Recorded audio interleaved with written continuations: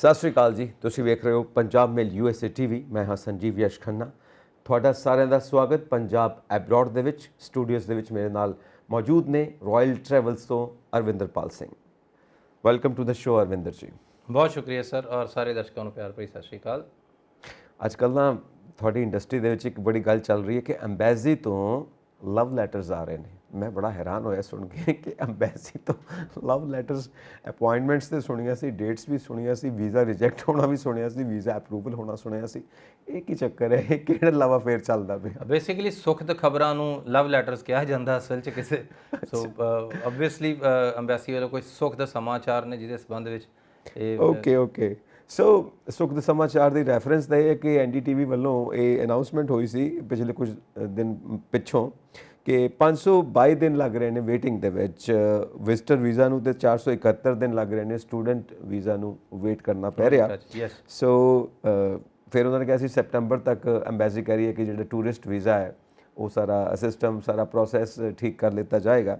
ਸੋ American embassy ਦੀ ਤਾਂ ਇਹ report ਸੀ ਜੋ NDTV ਦੇ ਹਵਾਲੇ ਨਾਲ। ਦੇਖੋ NDTV ਨੇ ਸਰਚ ਕੀਤਾ, ਬਹੁਤ ਸਾਰੀ ਖਬਰਾਂ ਦੇ ਵਿੱਚ, ਅਖਬਾਰਾਂ ਵਿੱਚ ਖਬਰ ਛਪੀ ਹੈ ਕਿ ਅੱਜ ਅਪਲਾਈ ਕਰੋਗੇ ਤਾਂ ਤੁਹਾਨੂੰ 2024 ਦੀ ਜਾ ਕੇ ਤਰੀਕ ਮਿਲੇਗੀ।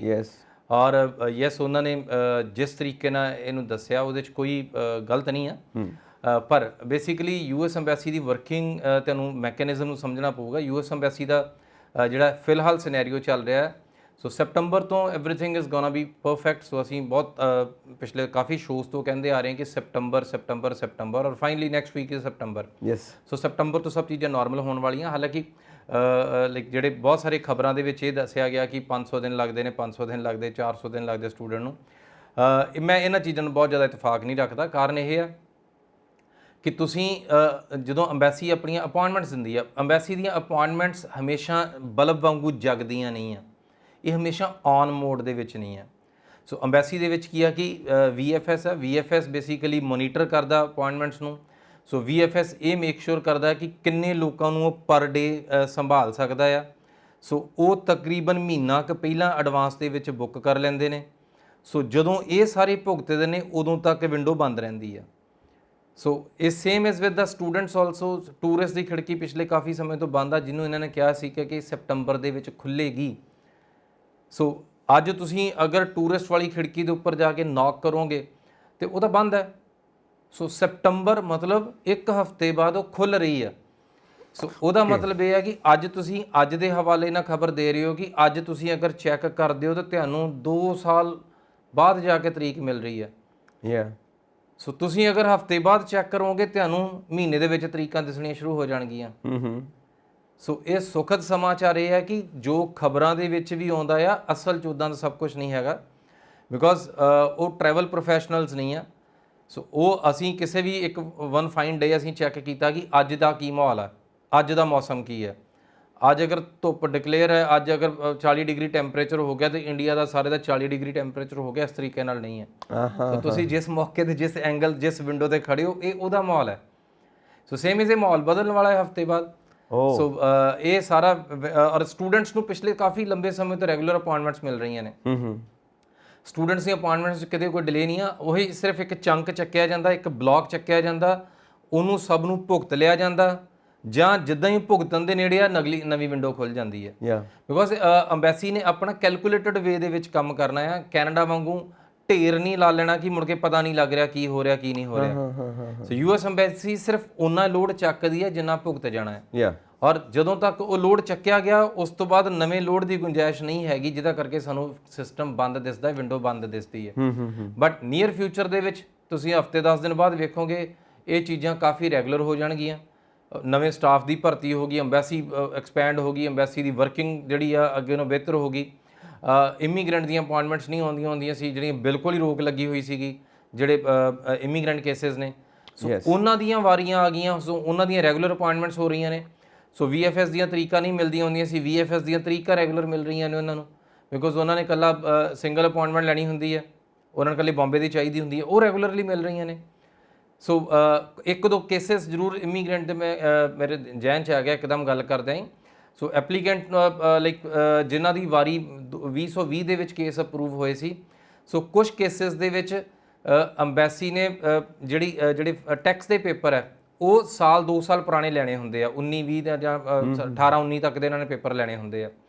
ਬਟ ਕੁਝ ਕੇਸਿਸ ਦੇ ਵਿੱਚ ਜਿਹੜੇ ਐਪਲੀਕੈਂਟਸ 20 ਦੇ ਵਿੱਚ ਕੇਸ ਪੂਰੇ ਹੋ ਚੁੱਕੇ, ਹੱਲ ਹੋ ਚੁੱਕੇ ਆ, ਜਿਨ੍ਹਾਂ ਰਿਜ਼ਲਟ ਆ ਚੁੱਕੇ, ਜਿਨ੍ਹਾਂ ਦੇ ਵੀਜ਼ਾ ਸਿਰਫ ਸਟੈਂਪਿੰਗ ਬਾਕੀ ਸੀ, ਸਿਰਫ ਅੰਬੈਸੀ ਦੀ ਅਪਾਇੰਟਮੈਂਟ ਬਾਕੀ ਸੀ ਇਕੱਲੀ।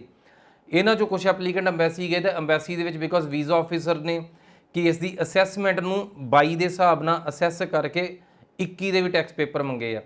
ਸੋ ਉਹਨਾਂ ਦੀ ਅਗੇਨ ਫਾਈਲ NVC ਦੇ ਵਿੱਚ ਅਗੇਨ ਪੇਪਰ ਜਮ੍ਹਾਂ ਹੋਏ, ਫਿਰ ਥੋੜਾ ਬਹੁਤ ਡਿਲੇ ਉਹਨਾਂ ਦੇ ਉੱਪਰ ਚੱਲ ਰਿਹਾ। ਸੋ ਬਟ ਜਿਹੜੀ ਚੰਗੀ ਚੀਜ਼ ਇਹ ਹੈ ਕਿ ਹਰ ਇੱਕ ਚੀਜ਼ ਪ੍ਰੋਸੈਸਿੰਗ ਦੇ ਵਿੱਚ ਆ ਗਈ ਹੈ। ਸੋ ਸਟੂਡੈਂਟਸ ਰੈਗੂਲਰ ਨੇ, ਇਮੀਗ੍ਰੈਂਟਸ ਰੈਗੂਲਰ ਨੇ, ਨਾਨ ਇਮੀਗ੍ਰੈਂਟਸ ਰੈਗੂਲਰ ਨੇ। ਸੋ ਜਿਹੜੀਆਂ ਟੂਰਿਸਟ ਵੀਜ਼ਾ ਦਾ ਉਹ ਰੈਗੂਲਰ ਹੈ।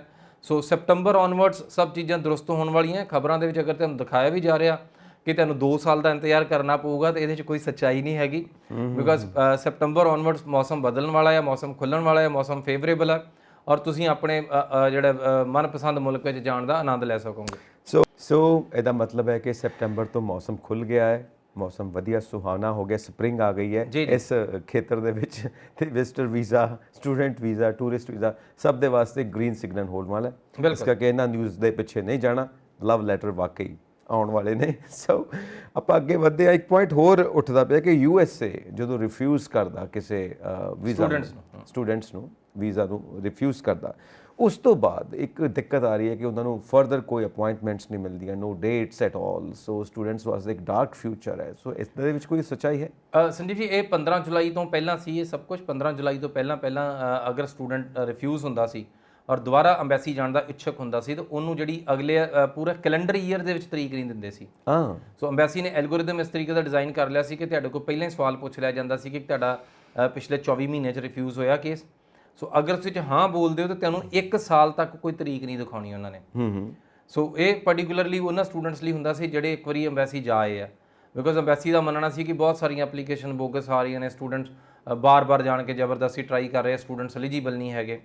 ਔਰ ਇਹ ਤਰਕ ਕਿਸੇ ਦੇ ਗਲੇ ਥੱਲੇ ਉਤਰਦਾ ਵੀ ਨਹੀਂ ਸੀ, ਬਿਕੋਜ਼ ਅੰਬੈਸੀ ਦੇ ਤੁਸੀਂ ਕਿਸੇ ਦੀ ਐਲੀਜੀਬਿਲਿਟੀ ਦੇ ਉੱਪਰ ਰੋਕ ਲਾ ਦੋਗੇ ਵੀ ਉਹਦਾ ਇੱਕ ਵਾਰੀ ਵੀਜ਼ਾ ਰਿਜੈਕਟ ਹੋ ਗਿਆ, ਇਹ ਥੋੜੀ ਜਿਹੀ ਨਾ ਸਮਝੀ ਵਾਲੀ ਕਹਾਣੀ ਆ। ਬਟ ਫਾਈਨਲੀ 15 ਜੁਲਾਈ ਤੋਂ ਇਹ ਰੋਕ ਖਤਮ ਕਰ ਦਿੱਤੀ ਗਈ ਹੈ। ਸੋ ਹੁਣ ਅਗਰ ਸਟੂਡੈਂਟ ਅੰਬੈਸੀ ਤੋਂ ਰਿਫਿਊਜ਼ ਹੋਇਆ, ਦੁਬਾਰਾ ਅੰਬੈਸੀ ਜਾਣਾ ਚਾਹੁੰਦਾ, ਜਦੋਂ ਮਰਜ਼ੀ ਜਾ ਸਕਦਾ। ਸੋ ਉਹਨੂੰ ਆਪਣੇ ਸਿਰਫ ਸਲੋਟਸ ਵੇਖਣੇ ਪੈਣਗੇ। ਸਲੋਟਸ ਔਰ ਜਿਹੜੇ ਸਟੂਡੈਂਟਸ ਆ ਉਹਨਾਂ ਲਈ ਓਪਨ ਹੈ, ਦੁਨੀਆ ਸਭ ਤੋਂ ਜ਼ਿਆਦਾ ਓਪਨ ਹੈ, ਬਿਕੋਜ਼ ਉਹ ਦਿੱਲੀ ਵੀ ਅਪੀਅਰ ਹੋ ਸਕਦੇ ਨੇ, ਉਹ ਚੇਨਈ ਵੀ ਅਪੀਅਰ ਹੋ ਸਕਦੇ ਨੇ, ਉਹ ਬੈਂਗਲੌਰ ਵੀ ਅਪੀਅਰ ਹੋ ਸਕਦੇ ਆ। ਸੋ ਉਹ ਮੁੰਬਈ ਦੇ ਵਿੱਚ ਵੀ, ਹੈਦਰਾਬਾਦ ਦੇ ਵਿੱਚ ਵੀ, ਉਹ 5 ਕੌਂਸੂਲੇਟਸ ਵਿੱਚ ਉਹ ਅਪੀਅਰ ਹੋ ਸਕਦੇ ਨੇ ਆਪਣੇ ਇੰਟਰਵਿਊਜ਼ ਲਈ। ਸੋ ਜਿਹੜੇ ਟੂਰਿਸਟ ਨੇ, ਵਿਜ਼ਟਰ ਨੇ ਜਾਂ ਜਿਹੜੇ ਇਮੀਗ੍ਰੈਂਟਸ ਨੇ, ਇਹਨਾਂ ਸਭ ਦੇ ਕੋਲ ਇੱਕ ਚੁਆਇਸ ਆ। ਸੋ ਤਕਰੀਬਨ ਜਿਹੜਾ ਨਾਰਥ ਇੰਡੀਆ ਸਾਰਾ ਦਿੱਲੀ ਭੁਗਤਦਾ ਹੈ, ਸਾਰਾ ਜਿਹੜਾ ਇਮੀਗ੍ਰੈਂਟਸ ਦੀ ਅਗਰ ਨਾਨ ਇਮੀਗ੍ਰੈਂਟਸ ਦੀ ਗੱਲ ਕਰੀਏ, ਸੋ ਇਮੀਗ੍ਰੈਂਟ ਕੇਸਿਸ ਸਾਰੇ ਮੁੰਬਈ ਜਾਂਦੇ ਆ। ਸੋ ਸਟੂਡੈਂਟ ਤੇ ਜ਼ਿਆਦਾ ਆਜ਼ਾਦ ਹੈ, ਸਟੂਡੈਂਟ ਦੇ ਕੋਲ ਤੇ ਜ਼ਿਆਦੀਆਂ ਆਪਸ਼ਨਸ ਹੈ, ਸਟੂਡੈਂਟ ਤੇ ਕਿਸੇ ਵੀ ਅੰਬੈਸੀ ਦੇ ਤਰੀਕ ਲੈ ਸਕਦਾ ਹੈ। ਓਕੇ। ਔਰ ਇਹ ਹੁਣ ਰੋਕ ਸਭ ਤੇ ਖਤਮ ਹੋ ਗਈ ਹੈ। ਸਟੂਡੈਂਟਸ ਲਈ ਲਿਬਰਟੀ ਹੈ, ਬਿਕੋਜ਼ ਸਟੂਡੈਂਟ ਸਭ ਤੋਂ ਵੱਡਾ ਐਸੈਟ ਆ। ਸਟੂਡੈਂਟ ਤੇ ਸਭ ਤੋਂ ਵੱਧ ਮਿਹਨਤ ਹੁੰਦੀ ਹੈ, ਸਭ ਤੋਂ ਵੱਧ ਸਟੂਡੈਂਟ ਚਾਹੀਦਾ ਸਾਰਿਆਂ ਨੂੰ। ਯੈਸ, ਔਰ ਕਾਫੀ ਪੈਸਾ ਵੀ ਲੈ ਕੇ ਆਏਗਾ, ਉਹ ਇਕਨੋਮੀ ਨੂੰ ਰਿਚ ਕਰੇਗਾ। ਸੋ ਇਸ ਕਰਕੇ ਯੈਸ, ਅੰਬੈਸੀਆਂ ਓਪਨਲੀ ਬੋਲਦੀਆਂ ਨੇ ਕਿ ਸਟੂਡੈਂਟ ਆ ਰਿਹਾ, ਪੈਸਾ ਲੈ ਕੇ ਆ ਰਿਹਾ, ਇਨਵੈਸਟ ਕਰਨ ਆ ਰਿਹਾ ਔਰ ਫਰਦਰ ਉਹਨੇ ਇੱਥੇ ਰਹਿ ਜਾਣਾ ਹੈ। ਸੋ ਉਹਦੇ ਨਾਲ ਸਾਡੇ ਮੁਲਕ ਦੀ ਵੀ ਤਰੱਕੀ ਹੈ। ਸੋ ਇਹ ਇੱਕ ਇਕਨੋਮਿਕ ਪੈਰਾਮੀਟਰਸ ਨੇ ਜਿਹਦੇ ਉੱਪਰ ਕਿ ਸਟੂਡੈਂਟ ਸਭ ਤੋਂ ਖਰੇ ਉਤਰਦੇ ਆ। ਬਹੁਤ ਲੰਬੀ ਸੋਚ ਨਾਲ ਚੱਲਦੀਆਂ ਨੇ ਗਵਰਨਮੈਂਟਸ। ਸੋ ਇਹ ਸਾਰੀਆਂ ਪਾਲਿਸੀਜ਼ ਵੀ ਉਸ ਤਰ੍ਹਾਂ ਫੇਵਰੇਬਲ ਬਣਾਈਆਂ ਜਾਂਦੀਆਂ ਨੇ। ਓਕੇ। ਸੋ ਇੱਕ ਚੀਜ਼ ਹੋਰ ਹੈ, ਕੈਨੇਡਾ ਦੀ ਆਪਾਂ ਗੱਲ ਕਰਾਂਗੇ। ਬੈਕਲੌਗ ਕਾਫੀ ਜ਼ਿਆਦਾ ਹੋ ਗਿਆ, ਜਿਵੇਂ ਤੁਸੀਂ ਹੁਣੇ ਗੱਲ ਕੀਤੀ ਹੈ ਕਿ ਅਮਰੀਕਨ ਐਮਬੈਸੀ ਦਾ ਸੋਚਣਾ ਤੇ ਕੈਨੇਡਾ ਦੀ ਐਮਬੈਸੀ ਦਾ ਸੋਚਣਾ ਬਿਲਕੁਲ ਅਲੱਗ ਆ, ਕਿਉਂਕਿ ਉਹ ਉਹਨਾਂ ਵਕਨ ਬੈਕਲੌਗ ਇਕੱਠਾ ਨਹੀਂ ਕਰਦੇ, ਕੰਟੀਨਿਊਸਲੀ ਕਲੀਅਰੈਂਸ ਦਿੰਦੇ ਰਹਿੰਦੇ ਨੇ। ਸੋ ਇੱਧਰ ਬੈਕਲੌਗ ਹੈ 25 ਲੱਖ ਦੇ ਕਰੀਬ ਹੋ ਚੁੱਕੇ ਨੇ ਐਪਲੀਕੇਸ਼ਨਸ। ਸੋ 6 ਮੰਥਸ ਦੀ ਵੇਟ ਚੱਲਦੀ ਪਈ ਹੈ ਕੈਨੇਡਾ ਦੇ ਕੇਸ ਦੇ ਵਿੱਚ। ਸੋ ਇਹਨੂੰ ਜ਼ਰਾ ਕਲੀਅਰ ਕਰੋ, ਸਾਡੇ ਜੋ ਦਰਸ਼ਕ ਨੇ ਕਨਫਿਊਜ਼ ਨੇ ਇਸ ਚੀਜ਼ ਨੂੰ ਲੈ ਕੇ। ਮੈਂ ਇੱਕ ਇਹਦੇ ਨਾਲ ਹੋਰ ਐਡ ਆਨ ਕਰ ਦਿੰਦਾ, ਇੱਕ ਹੋਰ ਲਵ ਲੈਟਰ ਜਿਹੜੀ ਬੇਸਿਕਲੀ ਜਿਹੜੀ ਇੰਡੀਅਨ ਹਾਈ ਕਮਿਸ਼ਨ ਹੈ, ਇੰਡੀਅਨ ਹਾਈ ਕਮਿਸ਼ਨ ਆਟਵਾ ਦੇ ਵਿੱਚ, ਕੈਨੇਡਾ ਦੇ ਵਿੱਚ। ਸੋ ਉਹਨੇ ਵੀ ਜਾਰੀ ਕੀਤਾ ਆ, ਬਿਕੋਜ਼ ਉਸ ਜਿਹੜੀ ਇੰਡੀਅਨ ਐਮਬੈਸੀ ਇਨ ਕੈਨੇਡਾ ਆ, ਉਹਨੂੰ ਬਹੁਤ ਸਾਰੀਆਂ ਸਟੂਡੈਂਟਸ ਦੀਆਂ ਕੁਐਰੀਜ਼, ਸ਼ਿਕਾਇਤਾਂ ਮਿਲੀਆਂ ਕਿ ਸਾਡੇ ਵੀਜ਼ਾ ਪ੍ਰੋਸੈਸ ਨਹੀਂ ਹੋ ਰਹੇ, ਬਹੁਤ ਜ਼ਿਆਦਾ ਡਿਲੇ ਹੋ ਰਹੇ ਆ।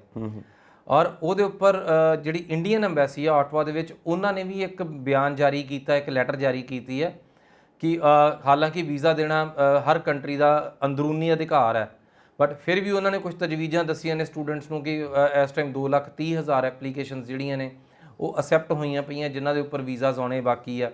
ਸੋ ਇਸੇ ਤਰੀਕੇ ਨਾਲ ਉਹਨਾਂ ਨੇ ਸਟੂਡੈਂਟਸ ਨੂੰ ਵੀ ਕੋਈ ਹਦਾਇਤਾਂ ਦਿੱਤੀਆਂ ਨੇ ਕਿ ਤੁਸੀਂ ਆਪਣੀ ਯੂਨੀਵਰਸਿਟੀ ਨੂੰ ਗੱਲਬਾਤ ਕਰੋ, ਅਗਰ ਤੁਹਾਨੂੰ ਰਜਿਸਟ੍ਰੇਸ਼ਨ ਕਰ ਲੈਂਦੀ ਹੈ ਤੁਸੀਂ ਉਹਦੇ ਨਾਲ ਚੱਲੋ ਜਾਂ ਉਸ ਤੋਂ ਨਵੀਂ ਇਨਟੇਕ ਡੈਫਰ ਲੈ ਲਓ।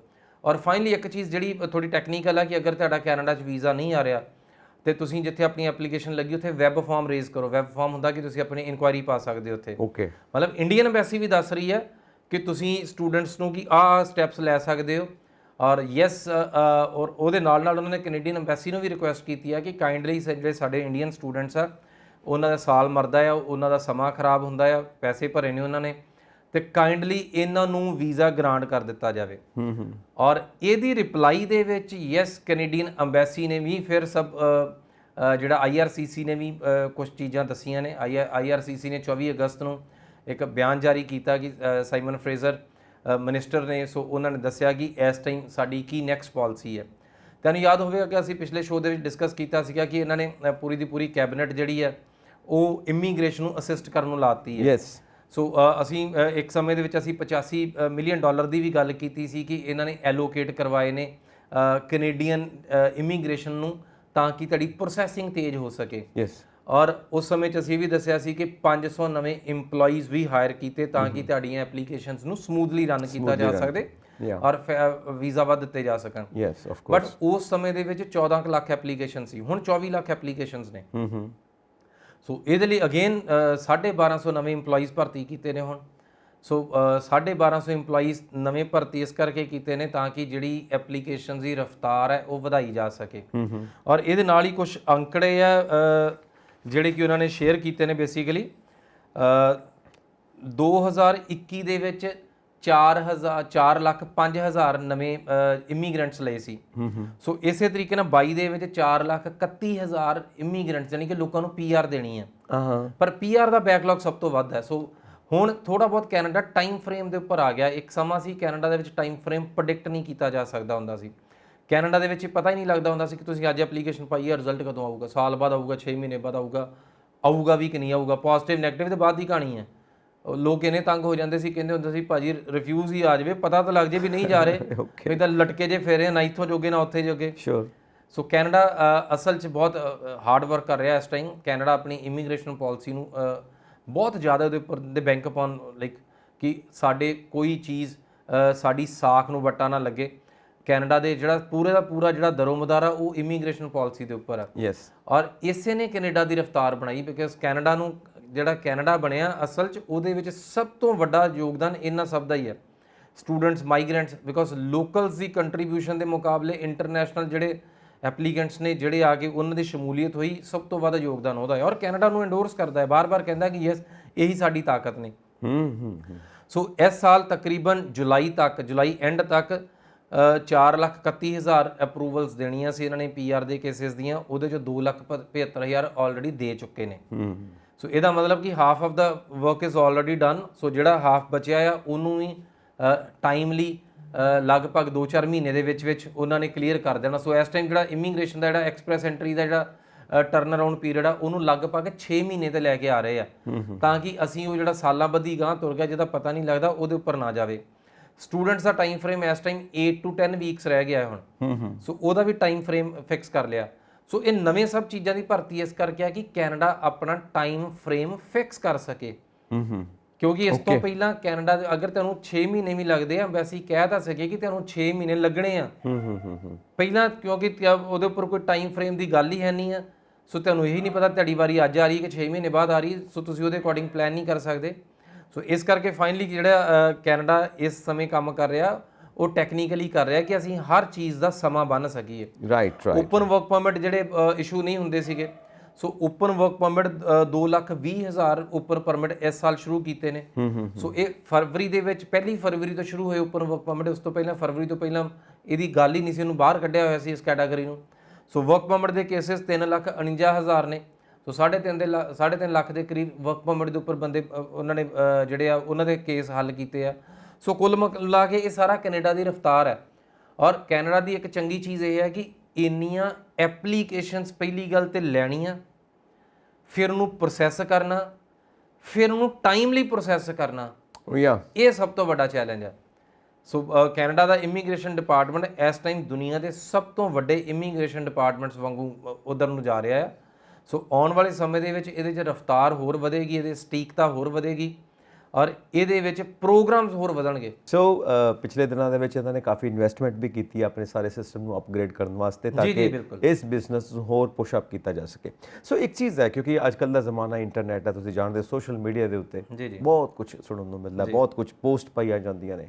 ਸੋ ਉਹਨਾਂ ਵਿੱਚ ਇੱਕ ਬਹੁਤ ਵੱਡੀ ਚਰਚਾ ਹੈ, ਗਰਮ ਹੈ ਬਿਲਕੁਲ, ਪੋਸਟ ਤੇ ਪੋਸਟ ਆਉਂਦੀ ਹੈ ਕਿ ਕੈਨੇਡਾ ਬਿਲਕੁਲ ਬੰਦ, ਕੈਨੇਡਾ ਨੂੰ ਦੇਖਣਾ ਹੀ ਨਹੀਂ, ਕਿਉਂਕਿ ਕੈਨੇਡਾ ਵਿੱਚ ਡੋਰ ਕਲੋਜ਼ਡ ਹੋ ਚੁੱਕੇ ਨੇ, ਲੌਕਡ ਹੋ ਚੁੱਕੇ ਨੇ, ਸੀਲਡ ਹੋ ਚੁੱਕੇ ਨੇ। नो वे एक ही चीज़ है ये बेसिकली लाइक मार्केटिंग स्टाइल है, स्ट्रैटेजी है कि कुछ लोग काम करते हैं इसको इस तरीके ना करते हैं, मार्केट में इन्फ्लुएंस करते हैं। सो जो लगता है कि कंट्री मेरे लिए प्रॉफिटेबिलिटी च नहीं हैगा, उदों मार्केटिंग इस तरीके की हो जाती कि बंद हो गया।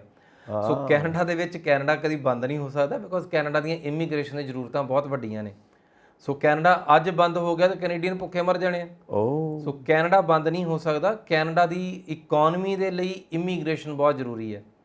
सो कैनेडा वीज़ा लगातार रहा, ये गल स्टूडेंट्स के संदर्भ में कही गई है कि स्टूडेंट्स बहुत रिफ्यूज़ हो गया, स्टूडेंट बहुत रिजैक्ट होए हैं।